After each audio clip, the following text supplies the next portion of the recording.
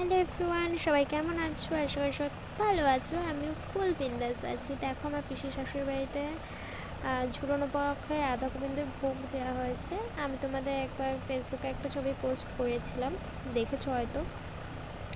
এই যে পায়েস করেছে, মালপোয়া করেছে, তালের বড়া করেছে, কচুর শাক করেছে, 7 রকম ভাজা করেছে, সুচি করেছে, লুচি করেছে, তারপরে তোমার মিষ্টি ছিল, ফল প্রসাদ ছিল, আলুর দম ছিল, ফ্রাইড রাইস ছিল।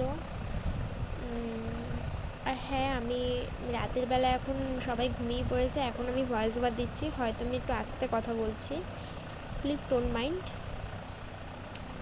তো সবাই বলো কীরকম কী হয়েছে, আর ভোগের থালা সাজানোটা কীরকম হয়েছে ডেফিনেটলি বলবেই।